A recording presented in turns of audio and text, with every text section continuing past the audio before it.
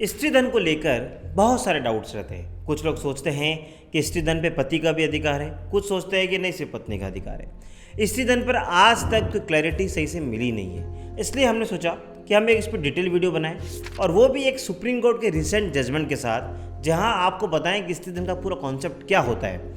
हाल ही में 2024 में supreme court ने एक लैंडमार्क जजमेंट देते हुए स्त्री धन को परिभाषित किया है और ये बताया है कि किस कंडीशन में इसको कैसे यूज़ किया जा सकता है, किसका इसको अधिकार रहेगा और क्या डिवोर्स होने पर या अलग होने पर क्या पत्नी को ये पूरा मिलेगा।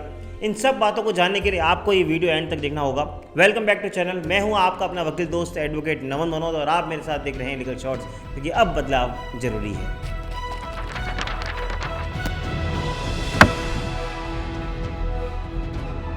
आज हम बात कर रहे हैं सुप्रीम कोर्ट के 2024 के जजमेंट माया गोपीनाथन वर्सेस अनूप की। नीचे लिंक दे रहा हूं, आप चाहें तो उस पूरे जजमेंट को पढ़ सकते हैं। इस केस में 2003 में शादी होती है। शादी होने के बाद उनके आपस में डिस्प्यूट्स बढ़ते हैं, तो अल्टीमेटली वाइफ 2009 में फैमिली कोर्ट अप्रोच करती है। अब जब वो फैमिली कोर्ट अप्रोच करती है तो दो पिटिशन डालती हैं। पहली पिटिशन डालती हैं कि मुझे डिवोर्स दे दिया जाए क्योंकि मैं अब इस हस्बैंड के साथ नहीं रहना चाहती, यानी वो डिसोल्यूशन ऑफ मैरिज यानी जो डिवोर्स पिटिशन होती है वो डालती है। फैमिली कोर्ट सारी बातों को सुनने के बाद अल्टीमेटली उनको डिवोर्स भी ग्रांट कर देती है। वही वाइफ एक और पिटिशन डालती है। वही पिटिशन डालती है कि जब मुझे इस हस्बैंड के साथ रहना ही नहीं है तो जो मुझे स्त्री धन मिला है वो मुझे पूरा वापस दे दिया जाए। और उस स्त्री धन में कुछ कैश था और कुछ गोल्ड था।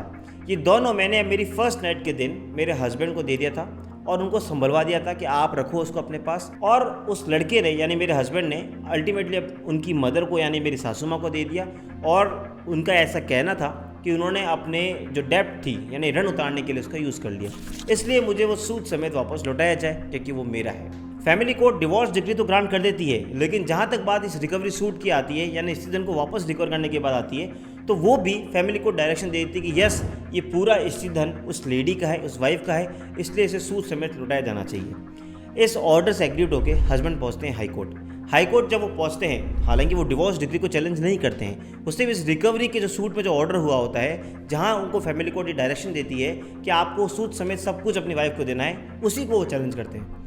हाई कोर्ट उनकी बात को सुन के उनका पार्शली उनकी अपील को अलाउ कर देती है। हाई कोर्ट कहती है कि देखिए कैश तो आपको उनको वापस देना होगा, लेकिन हाँ जो आप कह रहे हैं कि गोल्ड आपको वापस देने का ऑर्डर किया है वो गलत है, क्योंकि ट्रायल कोर्ट के पास ऐसी कोई एविडेंस ही नहीं है कि जिससे ये वो प्रूव कर पाएँ कि आपने उनसे गोल्ड लिया और कहीं और यूज़ कर लिया।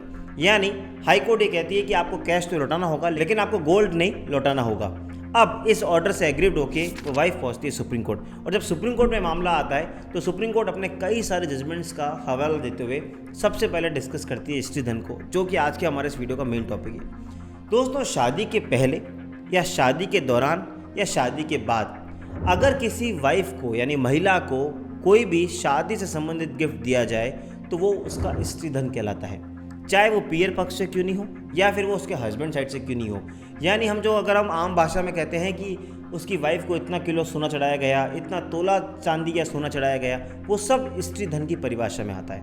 मैं वापस रिपीट करता हूँ, यानी शादी से पहले, शादी के दौरान और शादी के बाद दिया जाने वाला वाइफ को, स्त्री को सब तरह का गिफ्ट उसके स्त्री धन में आता है। और इस स्त्री धन पे सिर्फ और सिर्फ उस पत्नी का अधिकार होता है, पति का कोई अधिकार नहीं होता। पति का सिर्फ इतना हो सकता है कि अगर उसको कभी यूज़ करना हो, अगर उसको डिस्ट्रेस में है तो वो उसको यूज़ कर सकता है, लेकिन उसकी वापस ये मॉरल ड्यूटी बनती है, इसका ऑब्लिगेशन बनता है कि वापस वो जो गोल्ड या जो गिफ्ट उसने लिया है अपनी वाइफ से उसको लौटाए। यानी अगर हम एक वर्ड में कहें तो स्त्री धन पे सिर्फ और सिर्फ पत्नी का अधिकार होता है और वो चाहे तो मांग सकती है अगर वो अपने हस्बैंड से अलग हो रही हो। इसलिए जब भी हम आजकल 498A की एफआईआर देखते हैं तो 406 का भी एक ऑफेंस हम उसमें पाते हैं। 406 आईपीसी कहता है क्रिमिनल ब्रीच ऑफ ट्रस्ट। तो यहाँ पे जब वाइफ एलिगेशन लगाती है तो ये भी कहती है कि मेरी शादी के समय मुझे इतना तोला सोना मिला है या इतना कैश मिला है जो मेरे हस्बैंड के पास है, वो लौटा नहीं रहे, इसलिए उन्होंने मेरे साथ क्रिमिनल ब्रीच ऑफ ट्रस्ट किया है। खैर, अब हम वापस इस केस पे आते हैं तो सुप्रीम कोर्ट कहती है कि ये सब स्त्री धन की परिभाषा में आता है। हाई कोर्ट ने जब ये डिसाइड किया कि कैश तो उन्होंने दिया, लेकिन गोल्ड को लेके हाई कोर्ट ने जो फाइंडिंग दी वो गलत दी। सुप्रीम कोर्ट ये कहती है कि ऐसा तो बहुत डिफिकल्ट है प्रिज्यूम करना कि शादी वाले दिन जब फर्स्ट नाइट हो और वाइफ आए और अपने हस्बैंड को गोल्ड ना दे, ऐसा तो हो नहीं सकता कि वाइफ फर्स्ट डे से ही मान के आई है कि उसे अलग होना है, वो उस पर ट्रस्ट शो नहीं करे। तो सुप्रीम कोर्ट कहती है कि हमारी सोच से परे है। हम ऐसा मानते हैं कि ऑब्वियस सी बात है कि फर्स्ट डे जब वाइफ आती है तो वो सारा गोल्ड अपनी हस्बैंड या सासू माँ को हैंड ओवर करती है ताकि वो उसको ध्यान से रख सके और उसको एज अ ट्रस्ट देती है।